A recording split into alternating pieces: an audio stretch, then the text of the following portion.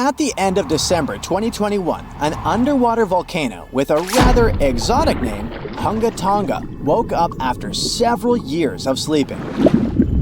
It did that with so much energy and strength that people heard the eruption from over 100 miles away. Then it went back to sleep. But a couple of weeks later, it woke up again with a force 7 times greater than the first time. It broke the island above it in 2 parts. The lightning storm that started because of the eruption was the most intense in recorded history. The sound waves from the eruption traveled around the planet several times. Someone even heard a loud boom from it in Alaska. And it started the first known mega tsunami since ancient times. This tsunami took the lives of 2 people as far as Peru and caused trouble for 2 fishermen in California. But that's not all. This eruption could change the weather patterns on Earth for years. You may see the first proof in the summer of 2024, which is forecast to become much wetter than usual. Scientists believe the eruption was caused by gas building up to a critical point. Different minerals, including anhydrite quartz and sulfides, were building up for several months until they blocked the flow paths and sealed the gas within Hunga Tonga. Normally, when a volcano erupts, the fumes cause a temporary cooling effect on Earth's surface. But Hunga Tonga's eruption was different. It didn't produce much fumes, but released a massive amount of water vapor, roughly equal to 60,000 Olympic swimming pools. The intense heat of the eruption turned huge amounts of seawater into steam, which then blasted high into the atmosphere. All that water vapor ended up in the stratosphere, a layer of the atmosphere that's too dry to form clouds or rain. Scientists don't have any observations of volcanic eruptions like Hunga Tonga to predict its effects on our weather patterns. They can't tell exactly how long these effects might last either. This is because the only way to measure stratospheric water vapor is with satellites, which have only been around since 1979, and there hasn't been an eruption similar to Hunga Tonga in that time. Experts from different countries started analyzing satellite data right after the Hunga Tonga eruption. They wanted to find out how long water vapor would stay in the stratosphere, where it would go, and, most importantly, what this would mean for the planet. The first big result of the eruption, at least partially, was a huge hole in the stratosphere that was hanging on for several months in 2023. By the time it appeared, the water vapor had reached the polar stratosphere over Antarctica. In the following years, there wouldn't be enough water vapor left to enlarge this hole. It looks like Hunga Tonga will have just a minimal effect on global average temperatures. But there are some surprising, lasting regional impacts. One of the scientific models forecasts colder and wetter winters for northern Australia until about 2029. In North America, it predicts warmer winters, and Scandinavia could have even colder winters. This is just one study though, and one approach to understanding how the eruption of Hunga Tonga can change our weather. We do have at least one example from history when a volcano eruption changed the world. Over 2 centuries ago, in 1815, Mount Tambora erupted and caused the year without a summer. In the following year, the winter was unusually cold and wet weather across Europe and North America. A recent study confirms that 1816 wouldn't have been this cold without the volcanic eruption. The immediate effects of the eruption were catastrophic, with tsunamis destroying homes, claiming 10,000 lives, and 80,000 more who fell ill in the aftermath. The eruption of Mount Tambora was one of the strongest in the last 1,000 years. It had ejected an enormous amount of sulfur dioxide into the stratosphere, which quickly spread across the world. It resulted in the coldest year in at least the last 250 years. In May, frost wiped out most of the crops in New York, Massachusetts, New Hampshire, and Vermont. By June, heavy snow covered the ground in Albany, New York, and Dennisville, Maine, and New Jersey had 5 straight nights of frost. The cold continued into late summer, which should have been the harvest season. In July, lakes and rivers were still frozen as far south as northwestern Pennsylvania, and frost stayed in Virginia until late August. Temperatures would drop from above normal summer highs to near freezing within just a few hours. The weather was completely unpredictable. Prices of food skyrocketed. The cost of oats for horses, which were the main mode of transportation, also rose sharply. Some people believe this situation inspired Carl Drees to invent the bicycle in 1817 as an alternative transportation method. Tambora changed weather patterns completely for not just 1, but 3 years. The whole planet got colder, and as crops failed, probably at least 1 million people starved. Scientists don't have solid evidence of volcano eruptions that have taken more lives than Tambora. But the Krakatoa eruption in Indonesia in 1883 is far more famous than Tambora because information about it spread worldwide via telegrams and photos. Its final blast was the loudest recorded sound in history, and people could hear it on 10% of the entire Earth's surface. The eruption started a tsunami with waves about half as tall as the Statue of Liberty. Still, it was less powerful than Tambora's eruption. The island that once hosted Krakatoa disappeared in the eruption, but new eruptions began less than 50 years later and created the Child of Krakatau cone in the center of the caldera of the old eruption. The new volcano still comes to life from time to time. Mount Vesuvius's eruption, which took down Pompeii, is one of the most well-known volcanic disasters in history. It took around 2,000 lives, much fewer than Tambora. According to a famous Roman author of that time, the eruption lasted 18 hours. Pompeii was covered by a layer of ash and pumice that was thicker than twice an average human height. The nearby coastline also changed dramatically. In today's world, the after effects of volcanic eruptions are often more dangerous than the eruption themselves. Thanks to advances in technology, we can now predict volcanic eruptions more accurately and use safety measures like evacuations and flight cancellations. But there's still a lot of risk that changes in weather patterns and drought all over the world, especially in areas like India, East Asia, and East Africa that are affected by monsoons. Volcano eruptions can also have effects you wouldn't probably expect, like the evolution of dinosaurs. These guys were once the size of cats, waiting for their time to shine. It came around 230 million years ago. This time is known as the Carnian pluvial episode. Before it, Pangaea was a dry and arid supercontinent. But then, there were 4 major volcanic events that pumped huge amounts of carbon dioxide into the atmosphere.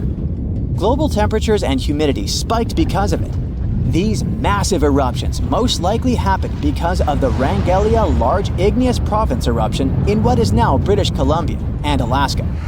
This prolonged volcanic activity created the right conditions for dinosaurs to blossom and diversify, and also for the rise of other groups, like modern conifers, ferns, crocodiles, turtles, insects, and early mammals. With higher temperatures and more rainfall, terrestrial plants have evolved, and humidity-loving ones have become dominant. Without those changes in the world, we could have a completely different natural history. There's some solid proof that volcanic activity has really changed the weather patterns back then. Scientists have found layers in the Earth's core that show different types of carbon. It means there were 4 massive releases of carbon dioxide into the atmosphere. The data on mercury and carbon together shows that the spike in mercury levels was thanks to a major volcanic event that affected the global carbon cycle, and not just local eruptions. So, you might have heard that Yellowstone National Park is sitting on top of a giant supervolcano. That's the reason why the area can boast powerful geysers and hot springs. But it also means that underneath Yellowstone, there is an enormous magma chamber. In 2015, researchers from the University of Utah found out that this chamber was much bigger than everyone had previously thought. They even found one more reservoir with magma under the top one. Apparently, the more spacious the chambers are, the more magma they contain. Together, the 2 reservoirs store a glob of magma that could easily fill the Grand Canyon not once, but 11 times. But you know the most worrying thing about the magma chambers? They tend to push against the ground above them. As a result, the land in Yellowstone rises about 1 to 2 inches a year. On top of that, Yellowstone has the status of an active volcano, and its volcanic explosivity index, yes, there is one, is 8 out of 8. Such a high number means that if this volcano erupted, it would be an apocalyptic event. To put it into perspective, the eruption of Pinatubo in the Philippines in 1991, which is considered the most powerful in living memory, was given a mere 6 on the Volcanic Explosivity Index. Ha! Loser. Now, let's figure out if there's anything to worry about. In March 2023, the University of Utah seismograph stations recorded 354 earthquakes in the entire region of Yellowstone National Park. Sounds like a lot. But keep in mind that the most impressive event of the month was a mini earthquake of magnitude 3.7. It was part of a swarm of 106 earthquakes that began on March 29th and continued until the end of the month. Yep, earthquakes apparently also come in swarms, so be aware.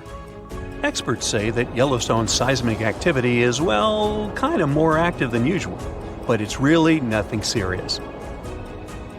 A geophysicist working at Yellowstone Volcano Observatory called Michael Pollan claims that the volcano won't erupt anytime soon. For this to happen, there must be enough magma ready to erupt beneath the surface. Whew. There should also be enough pressure to cause this magma to rise. But neither of these conditions exist today. According to the expert, Yellowstone is stable now. At the same time, Pollan and his team are keeping track of all kinds of underground activity, looking for warning signs of possible eruptions.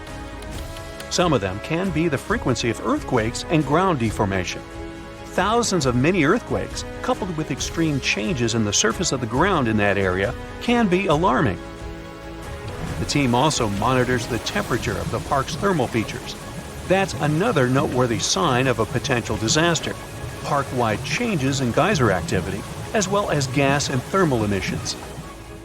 So, despite the media claims that Yellowstone is due to erupt soon because the last eruption happened 70,000 years ago, that's not how volcanoes work. Experts say that it's one of the most popular misconceptions about volcanoes. They don't follow timelines. If a supereruption did happen, though, the most worrying thing for us would not be the lava flows, and not an earthquake that would most likely accompany the natural disaster. No, the worst consequence of such a supereruption would be ash and ashfall. Let's have a look at what it was like when the Yellowstone volcano erupted many years ago. There have been at least 3 supereruptions in the history of the volcano. The most powerful of them was 2,500 times more devastating than the terrifying eruption of Mount St. Helens in Washington state in 1980. As for the most recent supereruption, it was dubbed the Lava Creek eruption. It formed the Yellowstone caldera after spewing out an insane amount of dust, volcanic ash, and rock into the air. Recently, scientists have also learned about 2 other previously unknown supereruptions that happened around 9 and 8.7 million years ago. The younger of the 2 is now considered to be the largest recorded event of the whole Snake River Yellowstone volcanic province. Anyway, let's have a look at what was going on all those millions of years ago. Because I wasn't around then, so we're all assuming this stuff based on evidence. The first signs of the disaster appeared long before the catastrophe broke out. For thousands of years, the heat had been welling up from within the planet's insides. It had been melting rock beneath the planet's crust and leaving behind huge chambers. They were filled with a pressurized mixture of semi-solid rock, magma, water vapor, and different gases, including carbon dioxide. All this scorching underground soup was expanding since more and more magma arrived with time. The land over the volcanic system was rising upward almost unnoticeably. A year before the supereruption, Yellowstone gave a warning, a burp maybe, but that long ago there was no one who could interpret these signals. Plus, those alarming processes were mostly going on underground. For example, decompression releases gas bubbles. While bursting, such bubbles can often power particular kinds of eruptions. Months before the eruption, small-scale earthquakes became more frequent and more intense. The ground in many spots all over the supervolcano got hotter than it used to be. Surface lakes and groundwater also became warmer. If people had been around at that time, they would have noticed unusual steam fogging in that area. Not long before the eruption started, the growing pressure pushed the ground over the magma chamber up. This created a dome-shaped uplift. Narrow cracks started to open along the edges of this dome. Imagine opening a bottle of soda after you've shaken it. Something like that was happening near the volcano. Think Mentos and Diet Coke. The pressure was released through the fractures when gases were bursting out from under the surface. So right before the disaster, the ground around the Yellowstone volcano lifted. Geothermal pools and geysers heated up to boiling temperatures and got more acidic than usual. The magma started to rise toward the surface. At one point, the rock roof of the magma chamber couldn't resist anymore, and the eruption kicked off.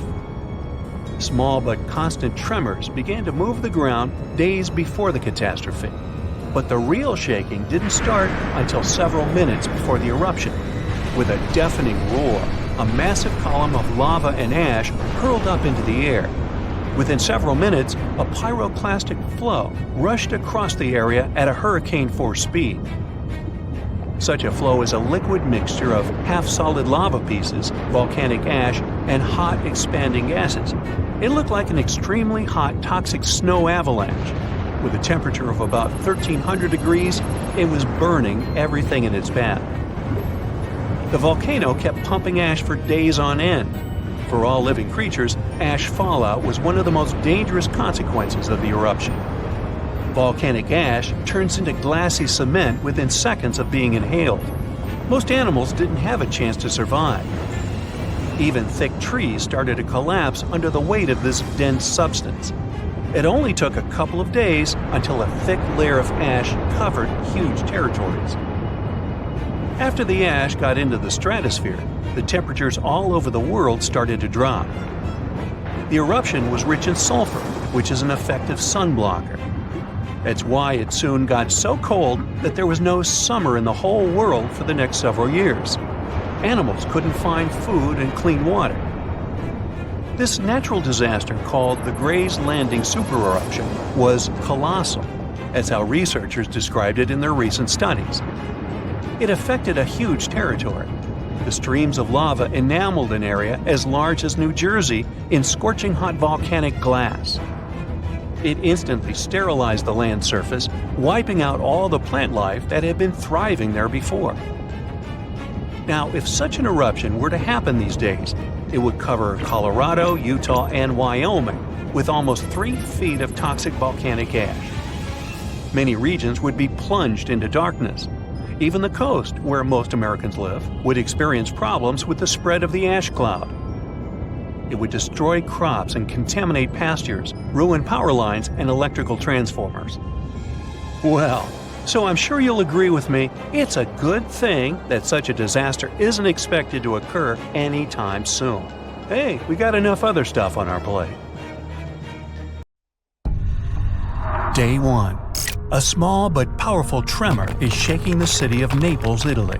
The news networks are reporting on the event.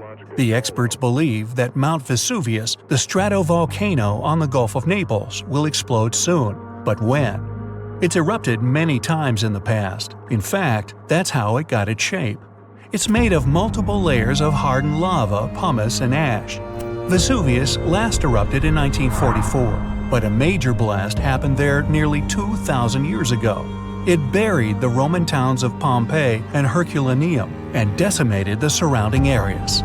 Today, 3 million people live less than 20 miles from the volcano, and 600,000 live in the danger zone. Large eruptions happen every few thousand years, usually after long periods of calm. And the trouble is, Vesuvius is long overdue for its next one. This time, though, the volcano is being watched by the Vesuvius Observatory. It has seismic stations, special GPS arrays, and satellite-based radar to help it measure ground movement. They also have special equipment to test the chemicals found in the gases coming from the volcano. All of this helps the experts work out whether it's about to go off. But will it? Right now, the magma is more than 6 miles from the surface. Things seemed safe yesterday, but now they're about to take a turn for the worse. Day 3. Another tremor comes in measuring 3 on the Richter scale. All the equipment that's installed near the volcano is now going off. The magma is pushing upwards. It's not at the surface yet, but Vesuvius is definitely restless. 2 more tremors follow in the afternoon. They don't feel like regular earthquakes, and geologists can see the difference in their seismographs. Volcanic quakes register about 4 to 5 less on the Richter scale. Now, the experts are sure it's just a matter of days or weeks until the volcano erupts. Some volcanoes can be restless for months or even years before they go off. But that's not how it goes with Vesuvius. Day 4.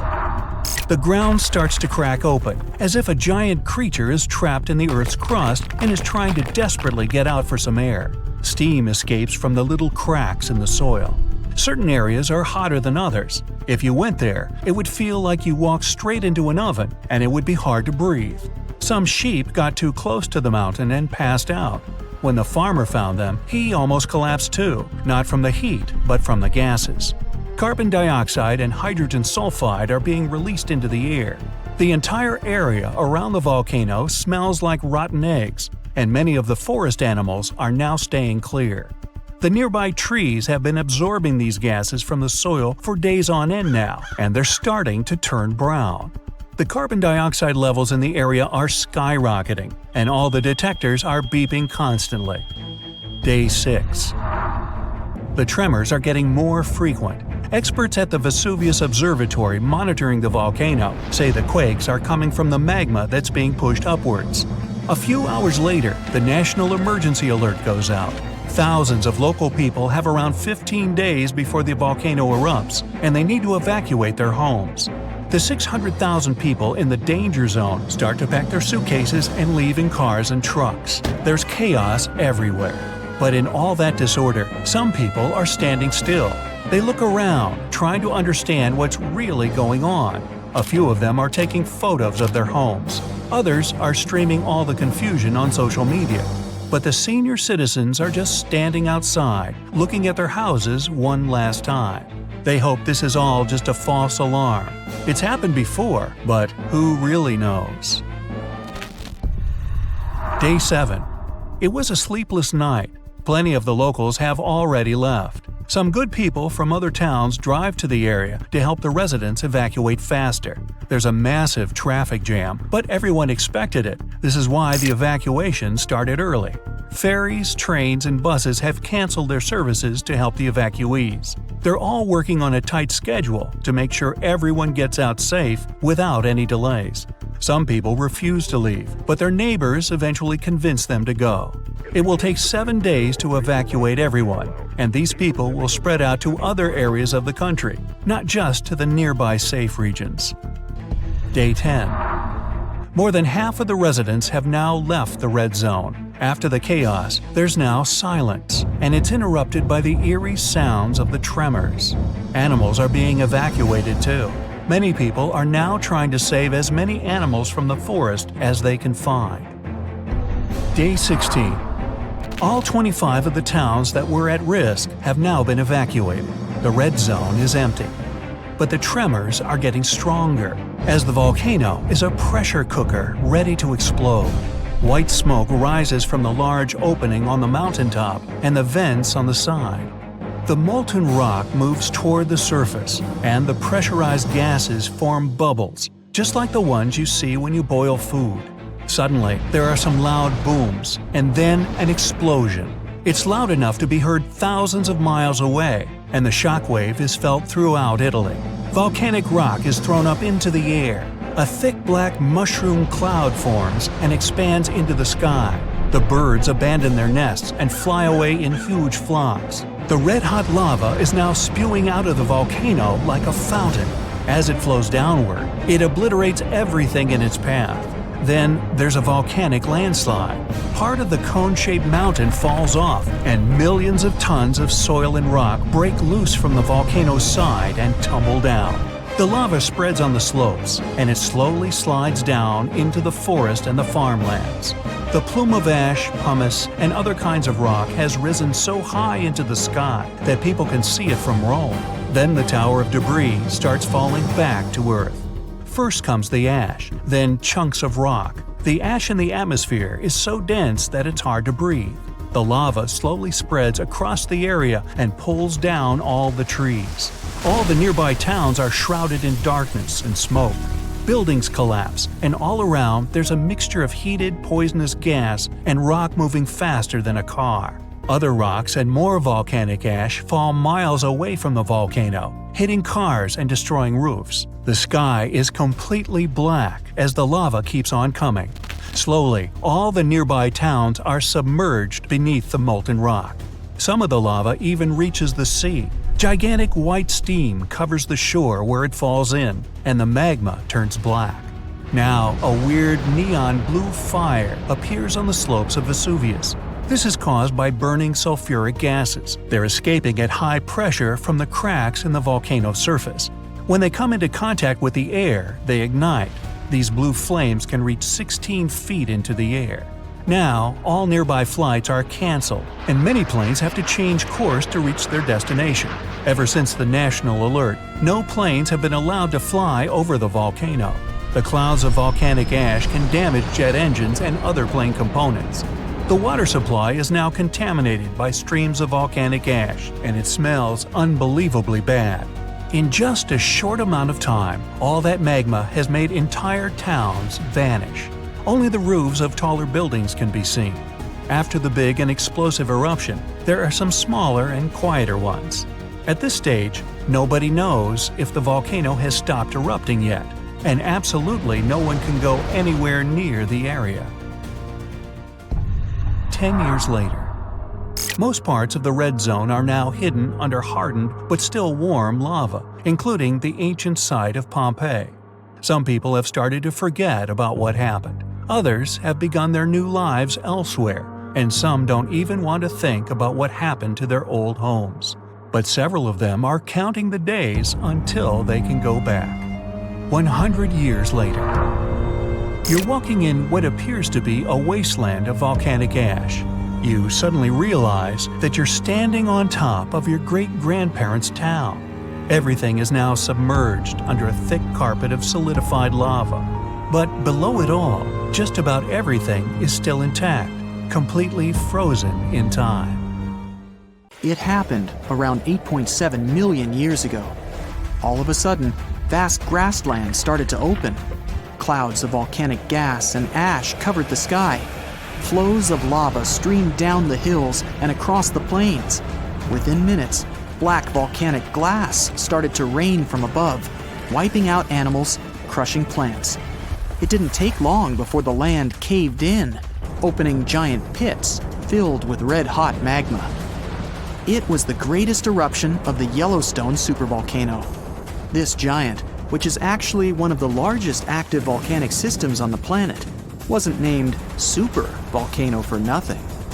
Spreading deep underground and extending for hundreds of miles, supervolcanoes are complicated structures. Experts are still unsure what processes can trigger these fire-breathing monsters and lead to super eruptions. When it happens, more than 240 cubic miles of ash, molten rock, and hot gases get hurled up into the air. 4 super eruptions would be enough to fill the Grand Canyon to the brim. Volcanoes create mountains, but supervolcanoes wipe them off the face of the earth. They change climates and ecosystems. Thankfully, these disastrous events don't happen more often than every 50,000 years or so. Supervolcanoes appear when huge volumes of magma are trying to escape from deep underground and burst through the Earth's surface. Usually, all this magma gets stuck, unable to break through the planet's crust. Large pools of pressurized bubbling magma gather at a depth of several miles. The pressure keeps growing since more and more magma is trying to get to the surface. And then, wham, bam, a super eruption goes off. All those millions of years ago, the first signs of the disaster appeared long before the catastrophe broke out. For thousands of years, the heat had been welling up from within the planet's insides. It had been melting rock beneath the planet's crust, leaving behind huge chambers. Those were filled with a pressurized mixture of semi-solid rock, magma, water vapor, and different gases. including carbon dioxide. All this scorching underground soup was expanding after more and more magma arrived with time. The land over the volcanic system was inching upward, slowly, almost unnoticeably. A year before the super eruption, Yellowstone gave a warning. But that long ago, there was no one who could interpret these signals. Plus, those alarming processes were mostly going on underground. For example, decompression released gas bubbles. While bursting, such bubbles can often power particular kinds of eruptions. Months before the eruption, small-scale earthquakes became more frequent and more intense. The ground in many spots all over the supervolcano got hotter than it used to be. Surface lakes and groundwater also became warmer. If people had been around at that time, they would have noticed unusual steam fogging that area. Not long before the eruption started, the growing pressure pushed the ground over the magma chamber up. This created a dome-shaped uplift. Narrow cracks started to open along the edges of this dome. Imagine opening a bottle with soda after you've shaken it. Something like that was happening near the volcano. The pressure was released through the fractures when gases were bursting out from under the surface. Right before the disaster, the ground around the Yellowstone volcano lifted. Geothermal pools and geysers heated up to boiling temperatures and got more acidic than usual. The magma started to rise toward the surface. At one point, the rock roof of the magma chamber couldn't resist anymore, and the eruption kicked off. Small but constant tremors began to move the ground days before the catastrophe, but the real shaking didn't start until several minutes before the eruption. With a deafening roar, a massive column of lava and ash hurtled up into the air to a height of over 16 miles. Within several minutes, a pyroclastic flow rushed across the area at a phenomenal hurricane-force speed. Such a flow is a liquid mixture of half-solid lava pieces, volcanic ash, and hot, expanding gases. It looked like an extremely hot, toxic snow avalanche. With the temperature of more than 1,300 degrees Fahrenheit, it was burning everything in its path. The volcano kept pumping ash for days on end. The air in that area heated up to 570 degrees Fahrenheit. For all living creatures, ash fallout was one of the most dangerous consequences of the eruption. Volcanic ash turns into glassy cement within seconds after being inhaled and getting in the lungs. Most animals didn't have a chance to survive. Even thick trees started to collapse under the weight of this dense substance. It only took a couple of days until a 10-foot layer of ash covered the territory of about 50 miles around the center of the eruption. In the end, tiny particles of volcanic ash coated almost all the western part of North America. After the ash got into the stratosphere, the temperatures all over the world started to drop. The eruption was rich in sulfur, which is an effective sun blocker. That's why it soon got so cold that there was no summer in the whole world for the next several years. The monsoon seasons changed. Animals couldn't find food and clean water. This natural disaster, called the Gray's Landing supereruption, was colossal. That's how researchers described it in their recent studies.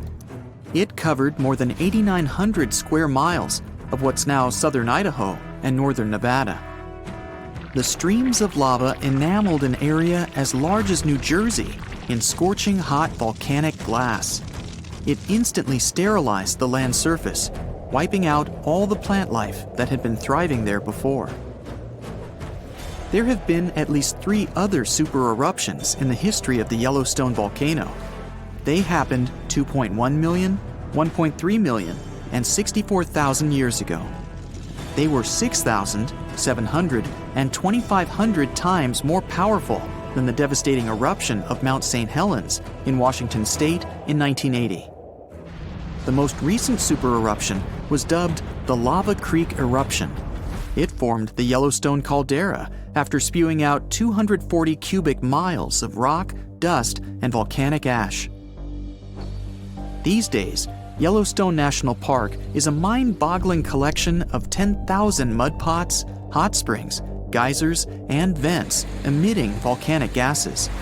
Heat-loving microorganisms live in most of them. They paint the park in its brilliant colors. The most famous geyser is called Old Faithful. It got this name at the end of the 19th century because of how regular its eruptions were. This geyser is more active than others, erupting about 17 times a day. Each of these magnificent events lasts from 1 to 5 minutes, and the fountain of steaming water can reach the height of 180 feet. Scientists have spent many years trying to figure out what's hiding under Yellowstone Park. They've discovered that surface water goes several miles down into the crust. It gets heated and boils, supplying the geysers. Around 7 miles below the surface, there's a reservoir of half-melted rock. That's the magma chamber, and it's more than 30 miles wide. An enormous plume of hot rock, which looks somewhat like a mushroom, feeds this chamber.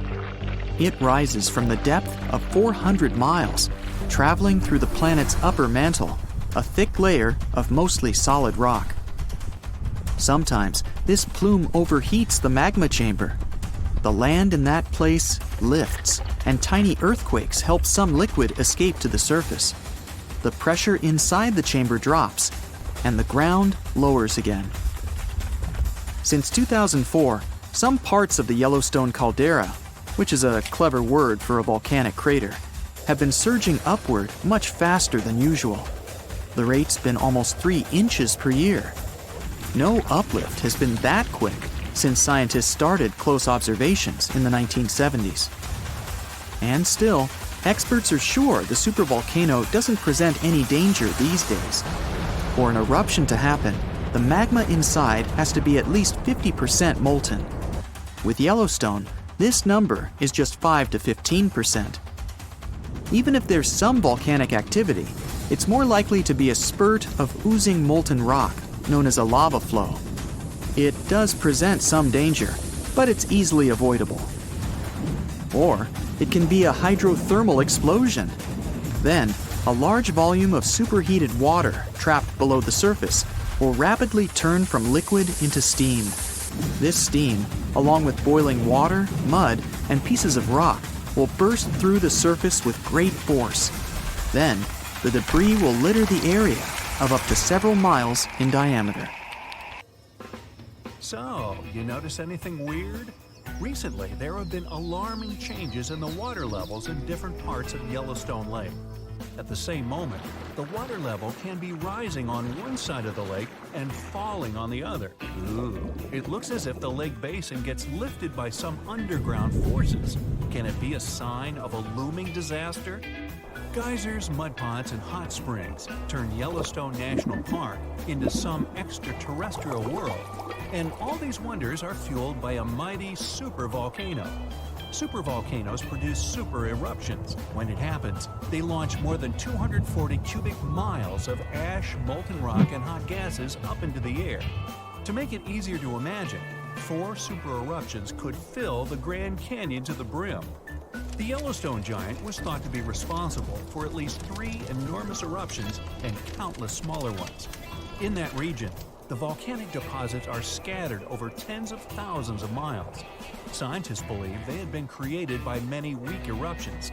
But after doing more research, experts found out these deposits had been left by 2 previously unknown super eruptions. Those probably took place about 9 and 8.7 million years ago. This discovery means that the area around the Yellowstone volcano used to face a super eruption every 500,000 years. But over the last 3 million years, the hotspot has seen only 2 super eruptions. It makes scientists believe these catastrophic events are slowing down, or just maybe one is overdue. Anyway, if the Yellowstone supervolcano went off with as much power as it had 2.1 million years ago, it would spit out more than 588 cubic miles of boiling lava. That's more than 4,500 times the volume of Sydney Harbor. That's a lot of lava. Whether it's likely to happen or not is another question. There's no doubt that something is going on with the volcano. The water level changes in Yellowstone Lake mean the caldera is lifting under the surface, and the caldera is what's left over after a volcano erupts and then collapses. The Yellowstone caldera is not just going up, creating a dome-shaped uplift. It also moves up and down in a kind of breathing motion. It might be because the magma is seeping into the crust, or because this magma is heating up the Yellowstone hydrothermal system, making it expand and raise the crust. Yellowstone has the status of an active volcano.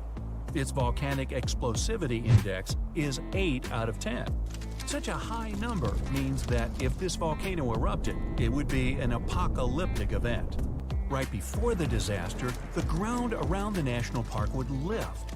Geothermal pools and geysers would heat up to boiling temperatures and get more acidic than usual. The magma would start to rise toward the surface. At some point, the rock roof of the magma chamber wouldn't be able to resist anymore, and the explosion would kick off. A massive column of lava and ash would shoot up to a height of over 16 miles. After that, the volcano would keep pumping ash for days on end. The mixture of lava, ash, and gas would be hotter than 1,800 degrees Fahrenheit. It would travel through the area at a speed of 300 miles per hour, faster than a racing car. The air near the center of the eruption would heat up to 570 degrees Fahrenheit. One of the most dangerous consequences would be ash fallout. Volcanic ash can turn into glassy cement within seconds after being inhaled and getting in the lungs. People and animals would have problems with breathing. Okay, so that's an understatement, just so you know. Buildings would start to collapse under the weight of this dense substance. It would take just several days until a 10-foot layer of ash covered the territory of about 50 miles around the center of the eruption. After the ash got into the stratosphere, the temperatures all over the world would start to drop. If the eruption was rich in sulfur, an effective sunblocker, it would get so cold there would be no summer in the entire world for the next several years. The monsoon seasons would change. Agriculture would face serious problems. There would be issues with food supplies. Over the past 50 years, the Yellowstone caldera has risen almost 2 feet. It shouldn't alarm you, though. Experts are sure it's a natural behavior for Yellowstone. Periods of dome-shaped uplift are followed by the caldera lowering. Scientists think the supervolcano doesn't present any danger at the moment. For an eruption to happen, the magma inside has to be at least 50% molten. With Yellowstone, this number is just 5 to 15%. The probability of the eruption is 1 in 730,000. Safe to say, it's a long shot. Even better, a recent study made the researchers believe the hotspot might be in a state of decline right now, even despite all the breathing and dome-raising activity. Still, there have been tons of discussions about what people could do to prevent the disastrous supereruption from happening. And the most popular and seemingly effective idea was to cool the Yellowstone supervolcano down. Unfortunately, there's a catch. The volcano leaks out only 70% of the heat which comes from its magma-filled chambers, but the rest of the heat stays inside. As soon as it reaches a particular threshold, the volcano erupts. If it was possible to extract at least 35% of the Yellowstone volcano's heat, the eruption could be avoided. The cooler the magma is, the thicker and stickier it gets. It stops being so fluid and doesn't try to get out to the surface anymore. After considering these facts, NASA scientists came up with a plan. They suggested drilling a 6 miles deep well and pumping down cold, pressurized water. The temperature of the water that would get back to the surface would be approximately 662 degrees Fahrenheit. This way, the heat would be gradually extracted from the volcano. And if a geothermal plant was built on the site, it would generate plenty of electric power. It would be very simple to produce, and its price would be very alluring, about 10 cents per kilowatt hour. At first glance, it was an amazing idea. But sometime later, it started to receive a lot of criticism. Imagine drilling through the Earth's crust, getting deeper and deeper, and then wham bam, you hit a hypothermal pocket. Uh-oh, get ready for a catastrophe. This can release gases that are likely to cause a series of super powerful explosions. In the worst-case scenario, it may even trigger a full-scale volcanic eruption. Now, you already know about its catastrophic outcomes, from fountains of lava and avalanches of molten rocks to climate changes all over the globe. Yeah, not good. Or let's say you're drilling a well to deliver cold water to the volcano, and then you suddenly hit its magma chamber. In this case, instead of cooling the giant down, you'll make the top of the magma chamber much more fragile than it used to be, and the whole construction will be at risk of collapsing at any moment. And don't forget that your drilling may also release toxic gases. They often accumulate at the top of the reservoir with magma. Can it get any worse? Well, yes it can. The whole process would stretch for more than 16,000 years. This method is too risky to cool the volcano down as fast as people would probably want. And scientists aren't even 100% sure that when the cooling system construction is finished, the volcano will stay cold for at least another 100 years. And last but not least, the project of making the Yellowstone supervolcano a bit cooler would cost a mind-boggling $3.5 billion. A huge price for something that might not work out altogether.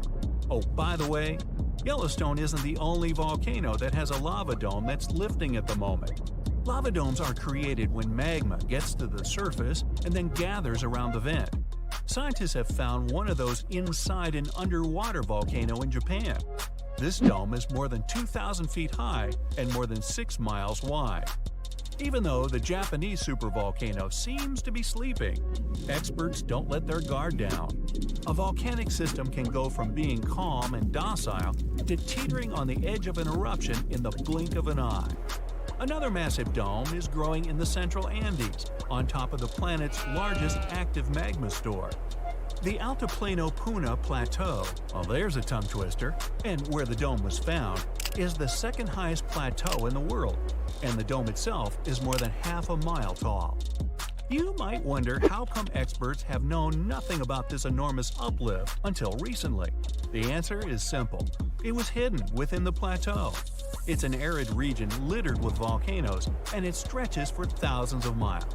Yep, another case of hiding in plain sight. Massive tsunamis, destructive tornadoes, giant meteorites, devastating earthquakes. Ooh, better have insurance. But all these are minor natural disasters compared with the eruption of a volcano.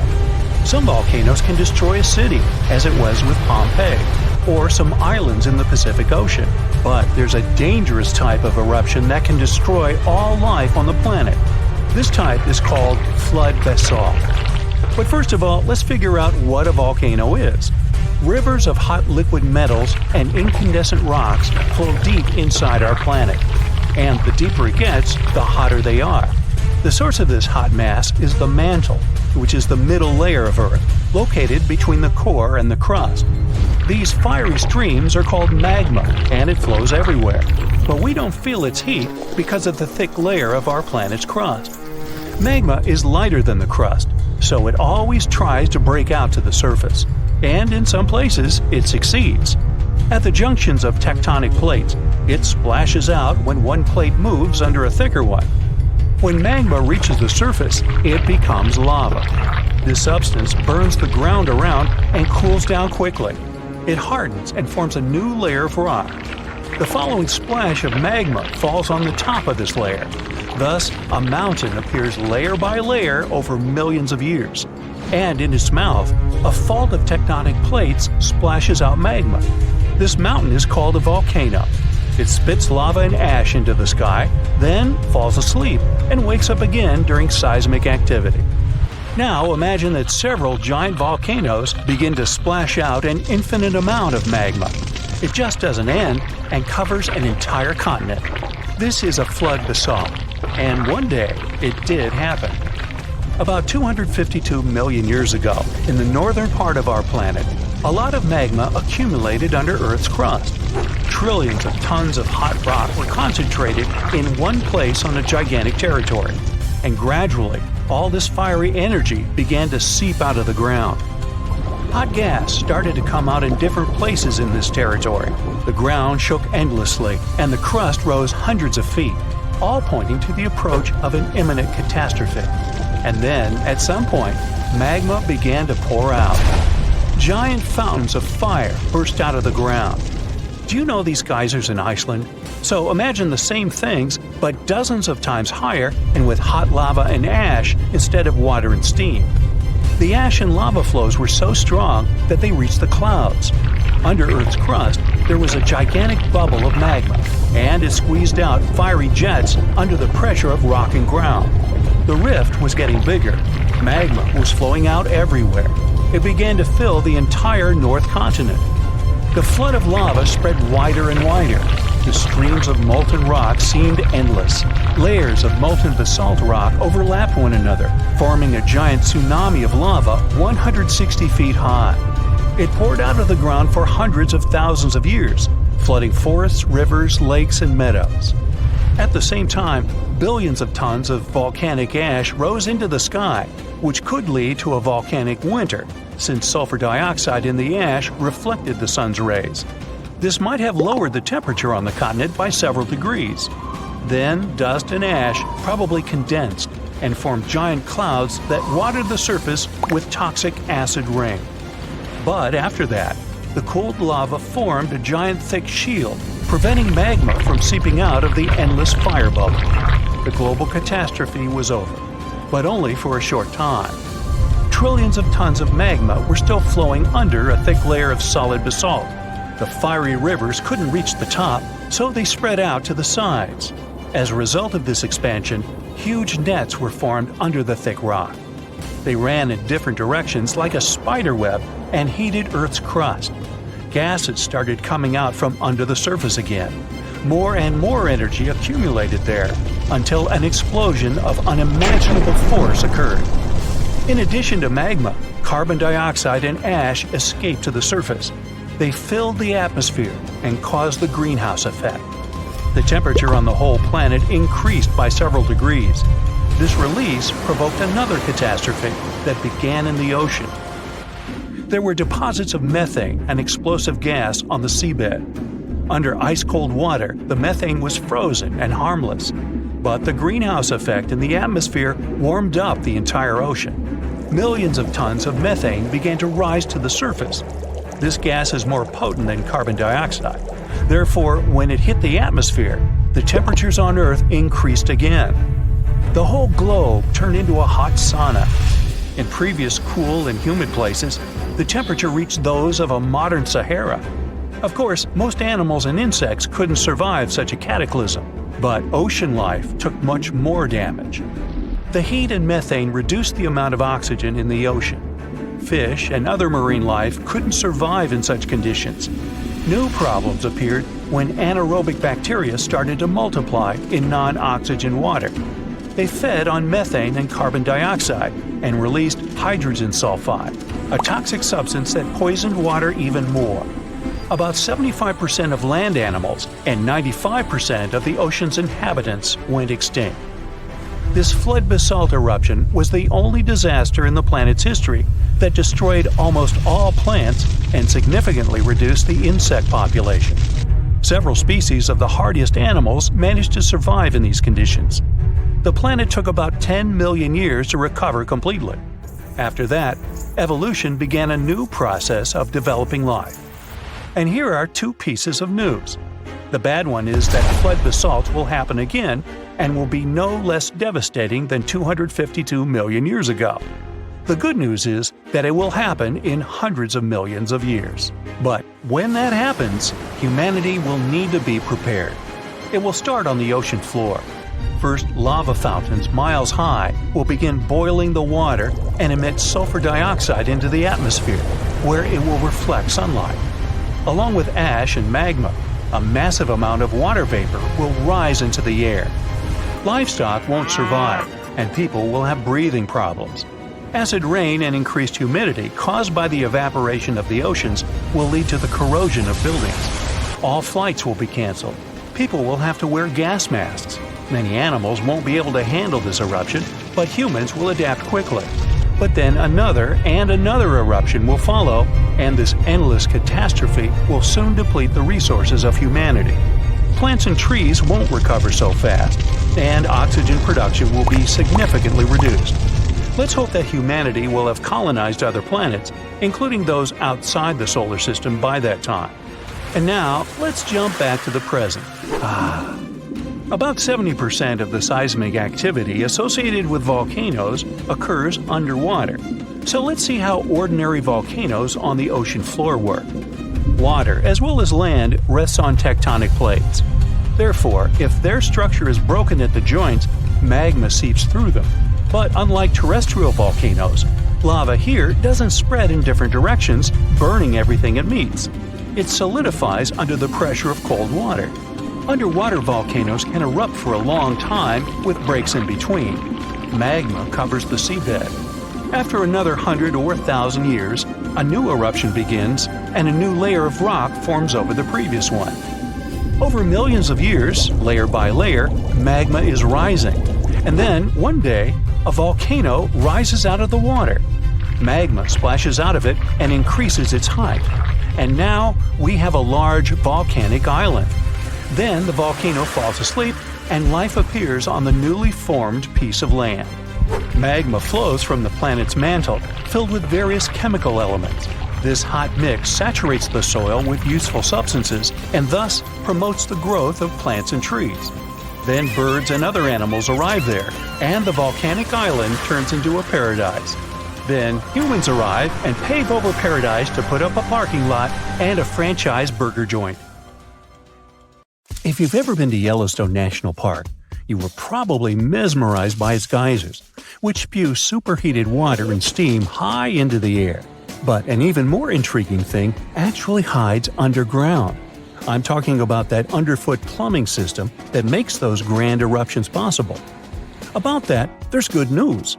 Recently, researchers have succeeded in mapping the national park's hydrothermal plumbing system with the help of a giant flying magnet. As a result, scientists have managed to document all these features in stunning detail. The thing is, Yellowstone houses the world's largest hydrothermal system. It contains over 10,000 features, like geysers, mud pots, hot springs, and steam vents.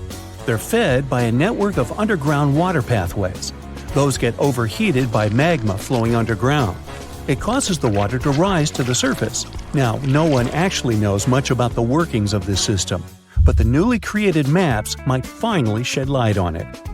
Experts explain that their knowledge of Yellowstone has a subsurface gap. That's why it's often called a mystery sandwich. Scientists know quite a lot about the features on the surface because they can observe them directly. And they know what's going on in the magmatic and tectonic system several miles below the surface. But they haven't figured out what's happening in the middle yet. So, I must tell you about that giant flying magnet used for research. It's known as SkyTem. It was attached to a helicopter and flown over Yellowstone several hundred times, scanning the ground below. The magnet is made up of an 82-foot-wide charged wire loop. Its main task is to generate a strong electromagnetic field. And since different kinds of material, like water or rock, respond to this field differently, scientists managed to create a few subsurface maps for the first time ever. The mapping technique also allowed the researchers to differentiate between magma and bedrock, since they have a bit different magnetic properties. And the team got a chance to see how the magma and water interact and create those mind-blowing geological features on the surface. The team got high-resolution maps to a depth of around 500 and 2,300 feet, and low-resolution maps showing what's going on at a depth of up to 1.5 miles. At the same time, the researchers think that the hydrothermal system itself may stretch as far as 3 miles below the surface. If they're right, it means they've only mapped the top half of Yellowstone's plumbing system. Anyway, remember how I said that scientists know pretty much about the bottom part of the Yellowstone sandwich? They have such a good idea about the tectonic plates and deep fault lines because the park's frequent earthquakes provide them with a lot of opportunities to study different phenomena. In July 2021, for example, more than 1,000 earthquakes rocked the area. These days, the team of researchers knows much more about some famous features, like the Old Faithful Geyser or the Grand Prismatic Spring. They've also found out that individual hydrothermal features on the surface can actually be connected to others, which can be as far as 6 miles away from them. Another interesting discovery is that even though Yellowstone geysers and hot springs vary in size, shape, color, volatility, and chemical composition, they are mostly fed by very similar underground sources. That means that the difference between the features appears closer to the surface. Now, I'm sure you've seen the iconic image of Yellowstone with a large rainbow-colored spring, fiery orange at its edges. So what makes these hot springs so colorful? Surprisingly, these awesome hues come from microscopic creatures. The temperatures in the springs are so high they can easily and quickly cook you. Plus, the water there is super acidic, like the liquid in a car battery. But there are certain types of heat-loving microbes that don't mind these crazy conditions. You can even say they're thriving there. So every ring of a different color is, in most cases, a ring inhabited by different bacteria. And each species is adapted to a particular temperature or pH level, which measures how acidic this or that environment is. For example, take the Grand Prismatic Spring, yes, the iconic one. Its rainbow hues likely hint at the diversity of microbes living there. So, starting from the center of the hot spring, you can see a beautiful aquamarine color there. That's where the water temperature is the highest, reaching 189 degrees Fahrenheit, because this area is right over the underground water source. The water there is too hot even for microbes. That's why what you see is mostly clear water. As for the reason for its blue color, it's the same as why the sky is blue. Sunlight hits the surface of the water and the light scatters, but the blue light scatters the most, getting reflected back to your eyes. Now, the next ring of color is yellow, all thanks to certain cyanobacteria. The temperature in this yellow ring reaches 165 degrees Fahrenheit. If the conditions in the hot spring were a bit different, these bacteria would create a blue-green hue, thanks to a green pigment called chlorophyll. But since the sunlight hitting the spring is too intense, the bacteria start producing another type of pigment. It's called carotenoids. And guess what? It acts as a sunscreen for the bacteria. And since this pigment is orange, the normally green bacteria get a yellowish hue. And finally, we've got that bright orange color closer to the edges of the prismatic spring. It's a bit cooler there, around 149 degrees Fahrenheit. In this part of the spring, you can find several types of bacteria. They all produce substances that give the spring this bright orange color. And finally, right at the edges of the spring, the temperature is cooler, around 131 degrees, and a greater variety of microbes can survive there. All of them combined give the edges of the spring that red-brown hue.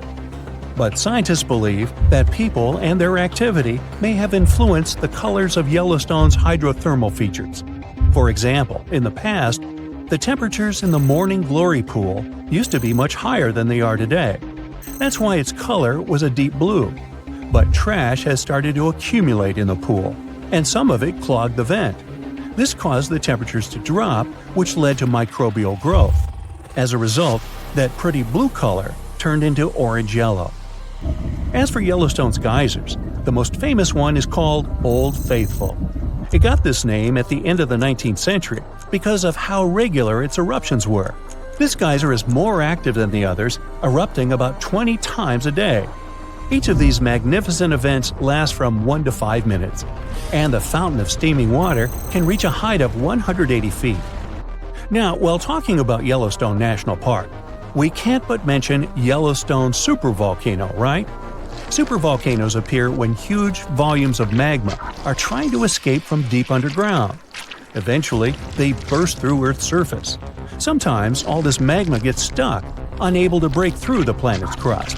And then, massive pools of pressurized magma gather at a depth of several miles. The pressure keeps growing because more and more magma is trying to get to the surface. At one point, a super eruption goes off. You don't necessarily want to be around for that. Over the past 50 years, the Yellowstone caldera has risen almost 3 feet. It shouldn't alarm you, though. Experts are sure it's a natural behavior for Yellowstone. Periods of dome-shaped uplift are followed by the caldera lowering. Scientists think the supervolcano doesn't present any danger at the moment. For an eruption to happen, the magma inside has to be at least 50% molten. With Yellowstone, this number is just 5 to 15%. Even better, a recent study made the researchers believe the hotspot might be in a state of decline right now, even despite all the breathing and dome-raising activity. There have been at least 3 other supereruptions in the history of Yellowstone volcano. They happened 2.1 million, 1.3 million, and 640,000 years ago, long before video. The most recent supereruption was dubbed the Lava Creek eruption. It formed the Yellowstone caldera after spilling out 240 cubic miles of rock, dust, and volcanic ash. No thanks, I'll pass. When we think of active volcanoes, one region comes to mind: the Ring of Fire in the Pacific Ocean. 3/4 of Earth's volcanoes sit within this belt. Compare the area to Australia, which doesn't have any volcanic activity. The old continent of Europe is also calm, or at least we like to think so. Can you guess what the most active volcano in Europe is? If you thought of Mount Etna on the island of Sicily in Italy, you were right. The volcano has erupted about 200 times and has been far from sleeping in recent decades. The last time this happened was in August 2023. The highest mountain in the Mediterranean is 500 million years old. But in Iceland, there is a much younger volcano.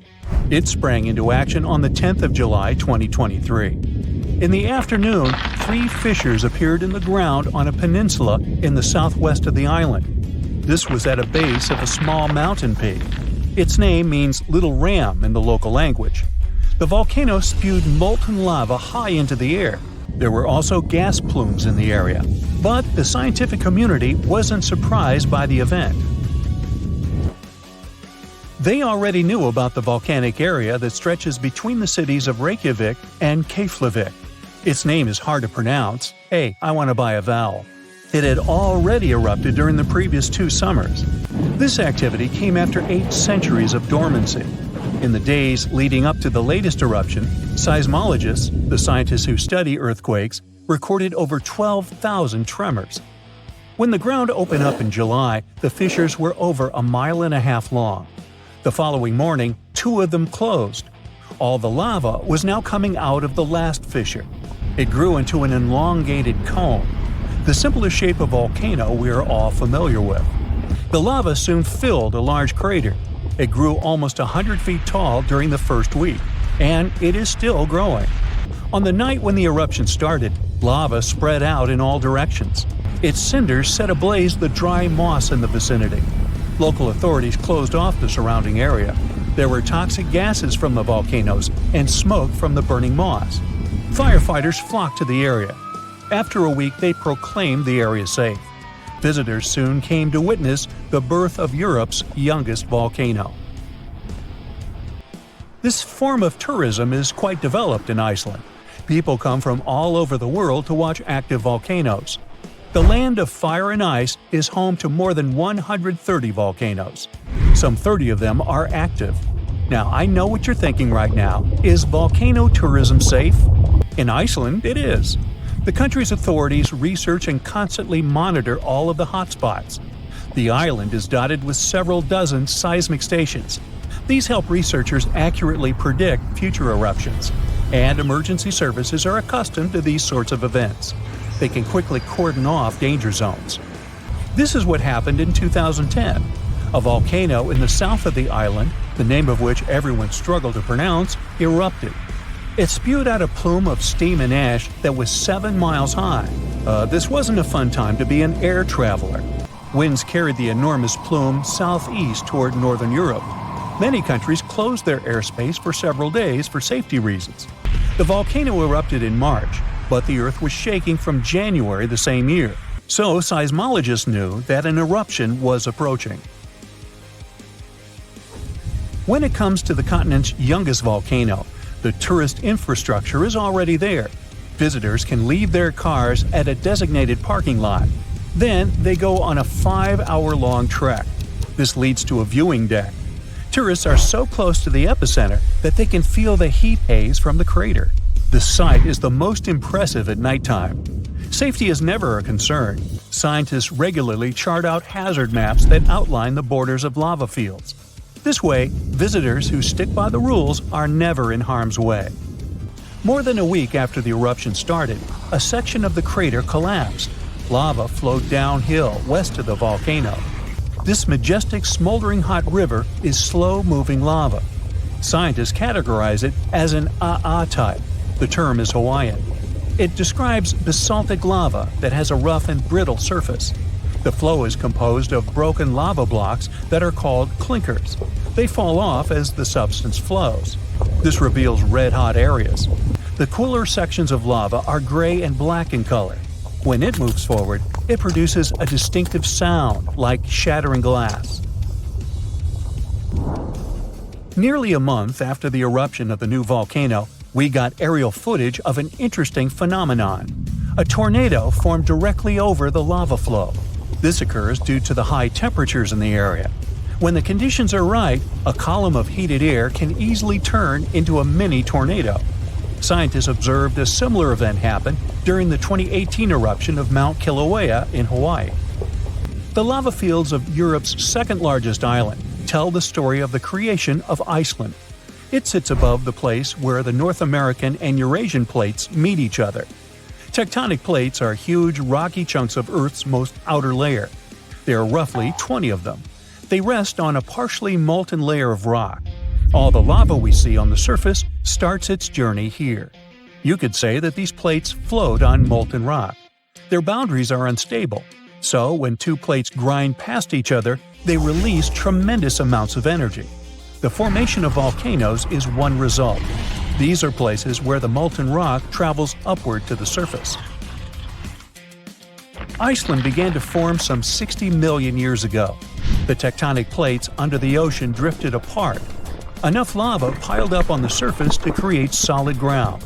This ancient rock is under the waves today. As new lava reaches the surface and cools down, it pushes the old rock away from the center of the island.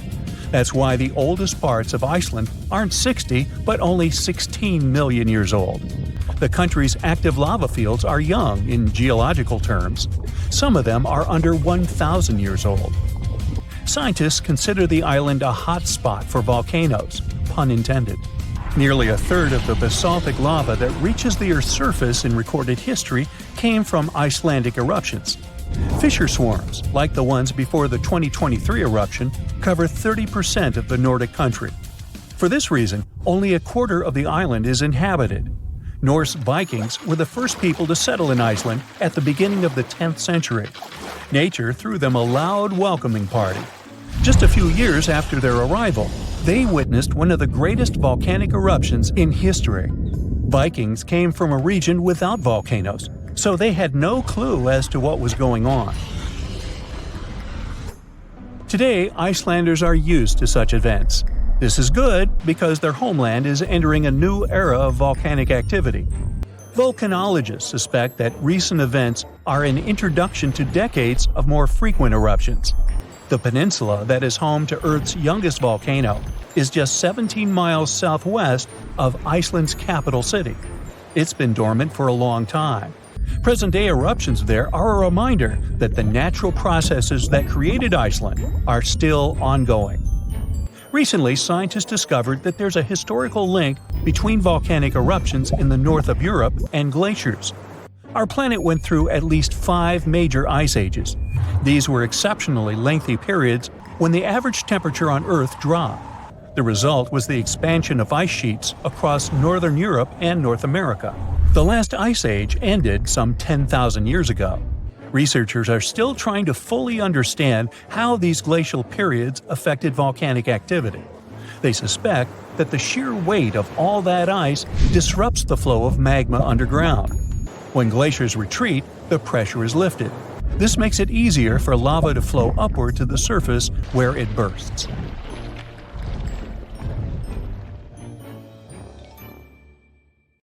Imagine standing in the middle of Europe 40,000 years ago. The landscape is rough, cold, and unforgiving. Fast food is scarce, and there's no internet. Suddenly, from out of the woods steps a figure, stocky, strong, and with a face that is quite unusual. This human looks similar to us, but something about them is different. Their brow is heavy, their nose is broad, and their body seems to be built to fight nature itself. Well, congrats! You've just met a Neanderthal. You might have thought that Neanderthals were basically ancient humans, but that's not really true. We come from the same genus called Homo, but we, all modern humans, belong to one same species called Homo sapiens. However, there used to be lots of human species before, and Homo neanderthalensis was just one of them. And they actually were kind of cooler than us. So what in the world has happened to them? Neanderthals lived for a long time, for about 360,000 years, across Europe and parts of Asia. 40,000 years ago, the place we now call southern Italy was sitting on top of a huge disaster, a massive supervolcano called Campi Flegrei. This big boy is huge, about 9 miles wide. That's about 10 to 20 minutes in a car to get across it all. But there were no cars then, remember? At the time, it was quiet for a while, but one day, suddenly, it blew in what became one of the biggest volcanic eruptions Europe had seen in 200,000 years. The catastrophe was so crazy that ash, gases, and debris altered the climate across the entire continent. What comes next is usually called a volcanic winter. Average temperatures drop, the sky gets darker, and life becomes even harsher than it already is. The eruption, known as the Campanian Ingumbrite, caused Europe to cool by as much as 7 degrees Fahrenheit. Doesn't sound like much? Well, the drop of even 1 degree would cause winters to become harsher, causing horrible snowfall, rains, and floods. Crops would struggle to grow, leading to food shortages. The weather would go wild, too, with storms and droughts. Hey, kind of like now. Except multiply this by 7. Events like these caused some huge chaos in modern times. You can imagine what it did to the Neanderthals. But in reality, a simple volcanic eruption shouldn't destroy an entire species, right? Well, yes. The truth is, the Neanderthals were already hanging by a thread back then, and all because of us. They've been in a tough spot for a while. They lived in places that are now parts of Europe, Western Asia, and the Middle East. Modern humans, us Homo sapiens, entered Europe and were giving them some serious competition for food and shelter. Homo sapiens were sneaky dudes, better at finding food, easily adapting to different environments, and using more advanced tools. We were pushing Neanderthals out, trying to get the same resources. We literally made their extinction a slow and very unpleasant process. So, while the volcano definitely made things worse, it wasn't their only problem, and they didn't completely disappear after the eruption. Some of them hung on in isolated places, like Gibraltar, for another 12,000 years. That's because it's likely most of the severe cooling actually happened farther east, away from where the Neanderthals were trying to survive, and it didn't hit their homes as hard as we thought. In fact, the eruption may have even helped them, at least for a while. Some scientists say that the volcanic fallout might have slowed down modern humans' expansion into Neanderthal territory and gave the poor fellas a little more time to survive. So, the Campi Flegrei eruption was a nasty event, but it only delayed the inevitable. Campi Flegrei is a wild card. It's also known as the Fields of Fire. The air itself there is thick with legend. The Greeks and Romans believed this volcano was the gateway to the underworld. Even an ancient Roman poet, Virgil, mentioned this in his famous story, the Aeneid. The hero Aeneas must descend into the underworld, and this place is exactly where he starts. Back in the day, this landscape was full of Roman villas, spas, and fish ponds. The elite had the time of their lives there. What they didn't know, though, was that they were standing on treacherous ground that could go crazy at any moment. The Campi Flegrei is not your typical volcano. You'd imagine a single towering peak, but the landscape looks deceivingly calm, with small features popping up here and there. But if you flew above it, the sight would be insane. A gigantic circular basin, peppered with volcanic cones and craters, like scars from the Earth's violent past. The danger here lies in its subtlety. The ground beneath your feet is constantly shifting, even when you don't notice it. Every so often, the land rises, only to sink again, sometimes by several feet, As magma or gas moves beneath the surface, it's incredibly creepy. The risk is almost invisible. The Campi Flegrei is a massive depression formed by two colossal volcanic eruptions. One of them was the one that cooked Neanderthals, and another happened 15,000 years ago. The most famous eruption, though, happened in the 16th century, and it was horrifying. The year was 1538. For years, the people of Paswali had noticed something unsettling. Land that once sat below the waves was slowly rising. What was once the sea had become new ground. Rumblings from deep within the earth were terrifying, but had become a normal part of life. Earthquakes started in the early 1530s, small at first, but in just 8 years, they became the norm. Until one day, on September 28th, horrifying tremors shook the ground. By the next evening, as the sun dipped below the horizon, a massive crack ripped open the earth near the ancient Roman town of Tripurgoli. From this gash spewed fire, smoke, and a rain of volcanic ash miles away.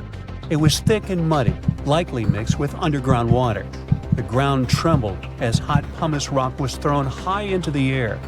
And then a new mountain began to rise from the land. This was the birth of what we now call Monte Nuovo.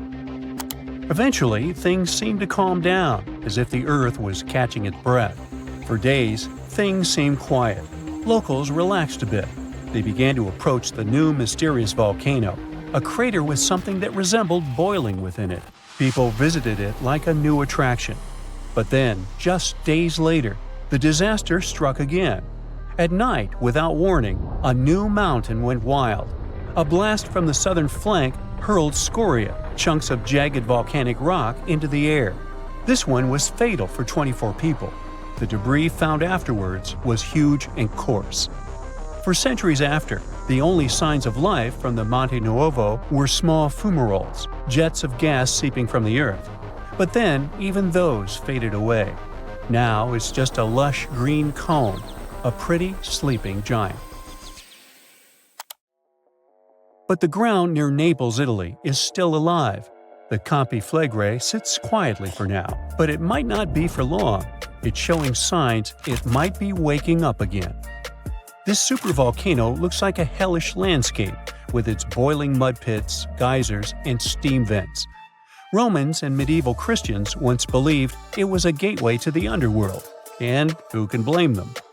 What's spooky is that recently scientists detected unusual activity under the surface.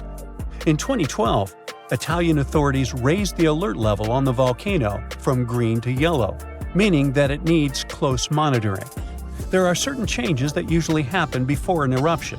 The magma below starts releasing gases, which could weaken the rock above, eventually triggering a disaster.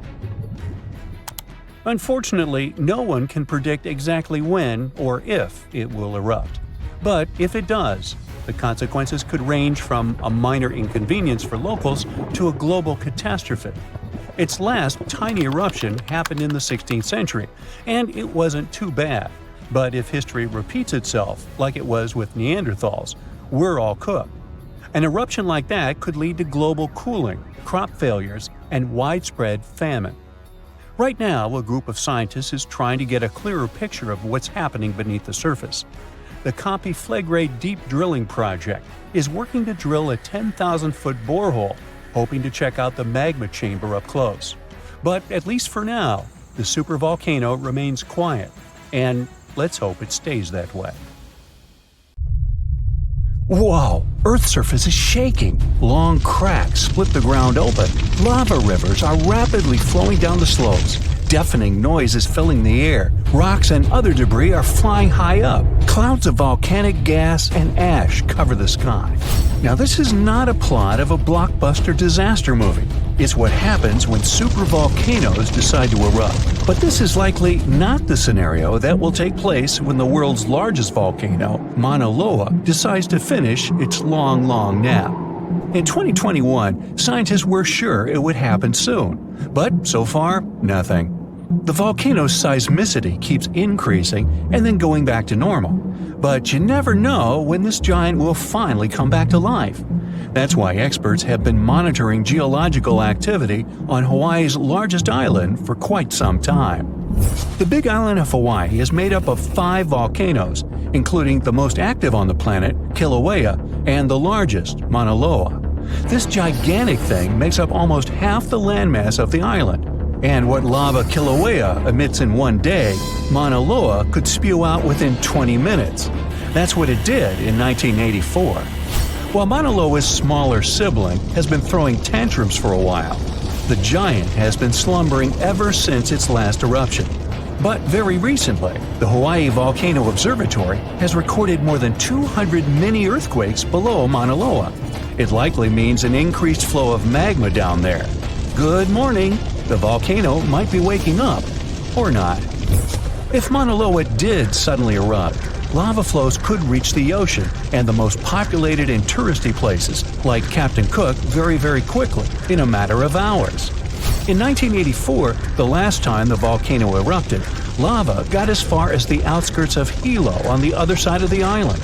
That's where a campus of the University of Hawaii is found. Luckily, people had a few weeks' warning to get ready for the disaster. These days, locals have special go bags ready with the most important stuff, including documents and money. Such precautions can come in handy in case of an emergency evacuation. Even though most Mauna Loa eruptions have so far only affected the summit area, several of them sent lava all the way down to the ocean. And you never know how powerful the next eruption will be. Now, what is the highest mountain on Earth? Mount Everest, you say? Well, it depends. From seafloor to the summit, Mauna Loa is 1,000 feet taller than the famous Himalayan peak. The volcano is so big, it makes the Pacific plate it's sitting on literally slump under its weight.